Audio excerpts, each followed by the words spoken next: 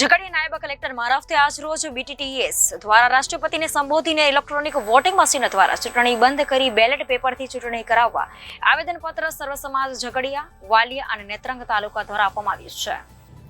આવેદનપત્રમાં તેમણે જણાવ્યું હતું કે છેલ્લા ઘણા વર્ષોથી મતદાન પત્રની જગ્યાએ ઇલેક્ટ્રોનિક વોટિંગ મશીનથી ચૂંટણી થાય છે.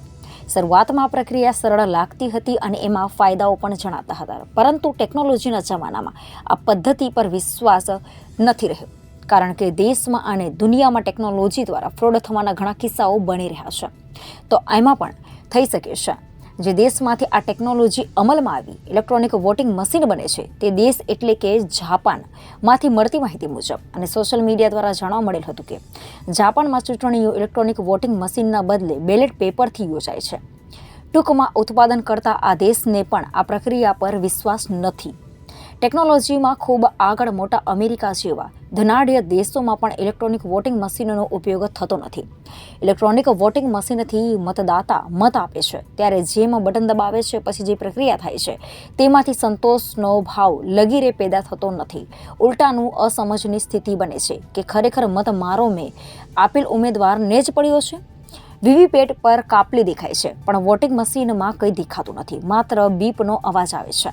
સુપ્રીમ કોર્ટમાં પણ ઇલેક્ટ્રોનિક વોટિંગ મશીનથી ચૂંટણી નહીં કરવા અંગે કેસ ચાલી રહ્યો છે. લોકશાહીના પાયામાં મતદાર હોય છે અને અમો મતદારોની એક જ માંગણી છે કે હવે પછી આવનારી ચૂંટણી મતદાન પત્રથી થવી જોઈએ. મતદાન પદ્ધતિ ચૂંટણી યોજાય અને પરિણામ પછી જે સરકાર બને તે જ દેશની લોકશાહી બચાવી શકશે એવું સ્પષ્ટ દેખાઈ રહી છે. વધુમાં તેમણે જણાવ્યું હતું કે અમારા મુદ્દાઓને ધ્યાને લઈ કેન્દ્રીય ચૂંટણી પંચ દ્વારા ઇલેક્ટ્રોનિક વોટિંગ મશીનની જગ્યાએ મતદાન પત્રની ચૂંટણી કરાવવામાં અમારી માંગણી છે. જો અમારી માંગણી સ્વીકારવામાં નહીં આવે તો અમે આ અંગે વિરોધ કરી સખત નિર્ણય કરતા અચકાઈશું નહીં, તેમ તેમણે જણાવ્યું હતું. જય ભારત. આજરોજ અમે ઝઘડિયા, વાલિયા, નેત્રંગ તાલુકાના સર્વ સમાજના લોકો મહામુહિમ રાષ્ટ્રપતિશ્રીને પ્રાંત અધિકારી ઝઘડિયા મારફત આવેદનપત્ર આપવા માટે આવેલા છે.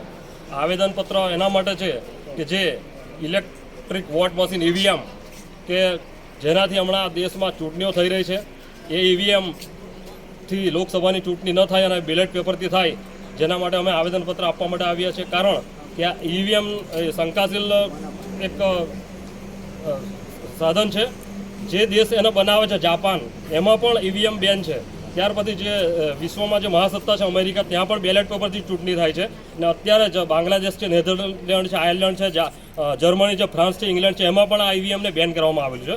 પરંતુ માત્ર ભારત દેશમાં જ આ EVM એટલા માટે ઉપયોગમાં લેવામાં આવે છે કારણ કે એમાં સેટિંગ કરવામાં આવે. આજે ખરેખર લોકશાહીની હત્યા થઈ રહી છે. જો ખરેખર લોકશાહી બચાવવી હોય, ભારત દેશને બચાવવું હોય, ભારત દેશનું સંવિધાન બચાવવું હોય તો આ EVMની જગ્યાએ આવનારી લોકસભાની ચૂંટણીમાં બેલેટ પેપરથી ચૂંટણી કરવામાં આવે તો જ આ સંવિધાન બચી શકશે, તો જ આ લોકશાહી બચી શકશે.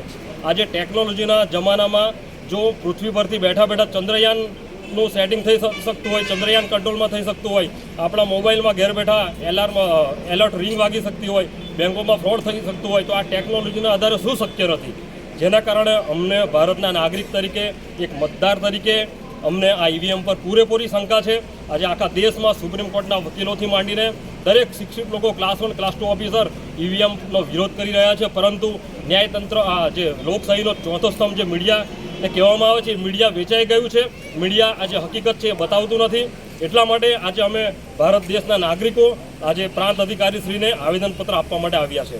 અમારી એક જ માંગ છે કે જો આ EVMને બંધ નહીં કરવામાં આવે તો અમને પછી એવા નિર્ણયો લેતા પણ વાર નહીં લાગે કે જે ભારતની લોકશાહીને બચાવી શકે.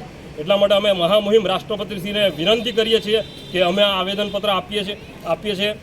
એ આપ્યા પછી આ જે EVM છે એનો સખતમાં સખત બેન કરવામાં આવે. કેન્દ્રીય ચૂંટણી પંચ છે એ આ વાતને ધ્યાનમાં લે અને EVM બંધ કરે અને જેટલા પણ ઇલેક્શનો પંચાયતથી લઈને પાર્લામેન્ટ સુધી થાય છે એ બધામાં બેલેટ પેપરથી ચૂંટણી કરવામાં આવે એવી અમારી માંગણી છે. જય ભારત. Reporter Viral Gohil, Janadesh news, Bharuch.